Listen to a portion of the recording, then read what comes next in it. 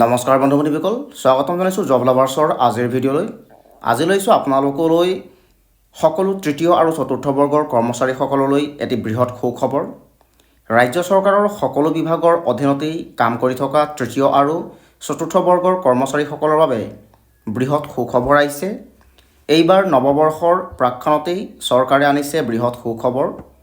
কৰ্মচাৰীসকলৰ পাৰস্পৰিক বদলিৰ বাবে যি পৰ্টেল মুকলি কৰাৰ কথা আছিল, ইয়াৰ তাৰিখ নিশ্চিত কৰা হৈছে।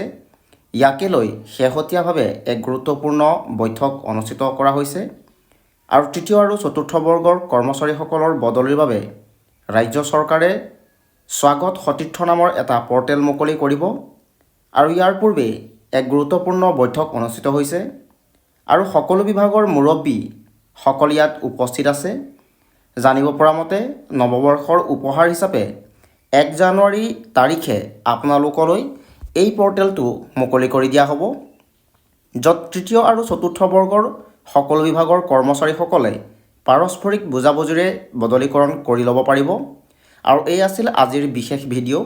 বন্ধু বান্ধৱীসকল, ভিডিঅ'টি চাই কেনে পালে জনাব আৰু যদি ভিডিঅ'টি চাই ভাল লাগিল আৰু ভিডিঅ'টি আপোনাক অকণমান হ'লেও সহায় কৰিছে তে লাইক আৰু শ্বেয়াৰ কৰি দিব আৰু এনে কিছু নতুন নতুন চাকৰিৰ বিষয়ে জানিবলৈ মোৰ লগত জড়িত হৈ থাকিব আৰু মোৰ চেনেলটিক ছাবস্ক্ৰাইব কৰি ল'ব। এনে কিছু নতুন নতুন চাকৰিৰ বিষয় লৈ পুনৰ এটি নতুন ভিডিঅ'ত লগ পোৱাৰ আশাৰে ধন্যবাদ।